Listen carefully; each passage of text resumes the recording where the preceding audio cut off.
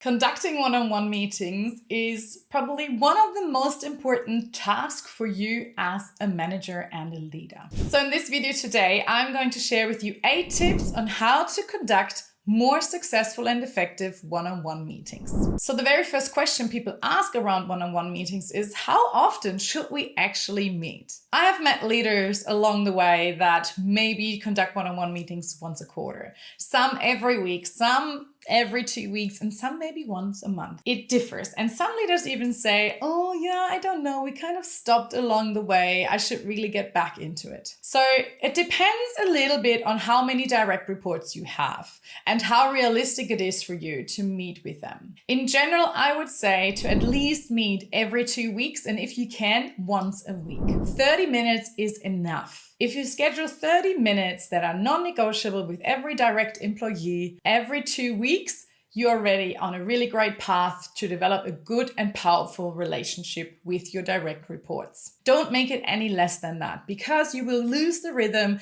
and you will lose the trust that you built along the way. And 30 minutes doesn't feel like it's a long hour that you might need to fill with some random chit chat and you might run out of topics to talk about. Yet 30 minutes is enough time to really go deep on a topic if they need it, but it's also quick enough to make sure that it doesn't take up too much time of the day for both of you. Tip number 2 is, do not get into the habit of canceling or constantly rescheduling your one-on-one meetings. I know, as leaders, we are so super busy and we have so many things on our plate. And it can be tempting when, our manager might call in for an urgent thing, an urgent task, to then cancel the one-on-one meeting with our direct employees. We might think, well, we see them anyway, or I see them tomorrow in the other meeting, I can cancel today. Don't do that. First of all, once you've gotten into a habit of regularly canceling your one-on-ones, it becomes really hard to pick it back up and to get back into the rhythm again.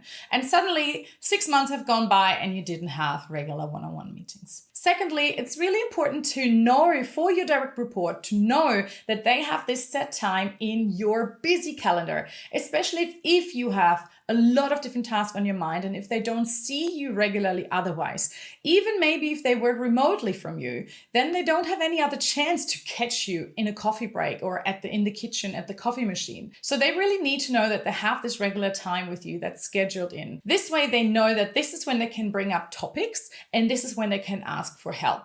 Also, canceling and rescheduling one-on-one meetings might send the message that your employees are not a priority for you. They might feel like you prioritize other things over them, and it actually might harm your relationship. You want them to know that they are your first priority. They are your team, and you should treat them like they are your absolute first priority and the most important asset for you in this organization. And another bonus is that if your employees want to bring up some tricky conversations, a tricky, difficult topic, they don't have to schedule in an extra meeting to talk about a difficult topic, which might feel like a barrier itself, because they might be already feeling a bit anxious talking to you about it. And then if they have to send an extra invite and think about a topic for that invite, they might be too scared and not even send it. So having that regular interaction scheduled in your calendars, they know, okay, I can bring this up in my next one-on-one with my manager. Tip number 3 is to be prepared and to think about, are there specific points, feedback points, or specific updates that you need to provide them? Besides this being their time to talk and their time to bring up topics, it's still important for you to think about, are there something specific feedback items, critical but also positive feedback, very importantly, that you want to share with them? Have you observed them doing something really well, using their strength? And have you seen that this week? Think about that, write it down while you see it in your little notebook, and then share it with them in the next one-on-one. It will feel like they are really being appreciated and seen for what they do well. And of course, if there's something that happened that they could have done a little bit better, or where they maybe didn't quite get it right, write that down as well and prepare how you want to share that with them. The more timely you share feedback, positive and negative feedback, the more impactful it becomes. Don't just wait until the end of year review to share your positive and negative feedback. Do it on the spot or in the next one-on-one meeting. But keep it brief because this is their time to talk, and I will get into that a little bit later as well. The next tip is around how you prepare just before the meeting. Remember that this is their time, as I said before. So it's really important that you are present, that you are not on your mind, busy thinking about other things, worrying about other things, maybe you feeling upset, stressed, frustrated. This will have an impact on how they feel. So you really have to ground yourself before the meeting so that you can go into the meeting feeling really calm and can be present without being distracted by your own thoughts and worries. So take a deep breath, set your intention of how you want to feel, put on a smile, and then enter the conversation.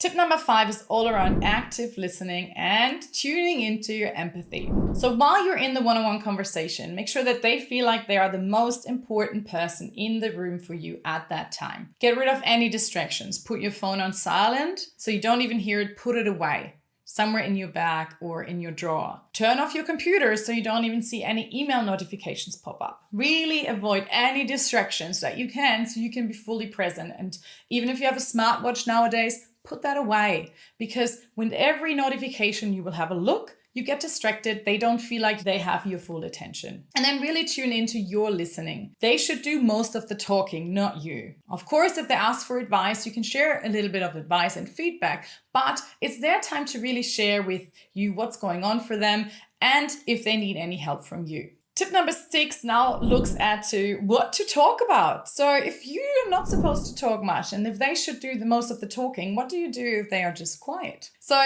you first ask them what's going on. Is there anything that you want to talk about? If they start talking, if they have something prepared, you will see that some employees always have something ready to go that they want to talk to you about, that they want to get feedback on. And some employees might not really know what to talk about and they might be a little bit quiet. And so there's a few questions that you can then ask. So you become a bit more of a coach and you can ask to get their updates.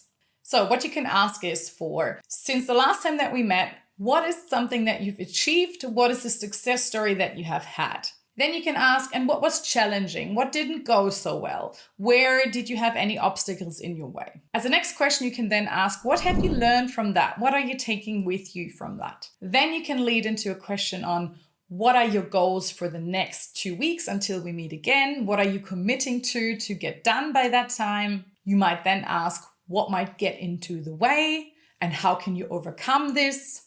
And then lastly, you can ask, what do you need from me to achieve that?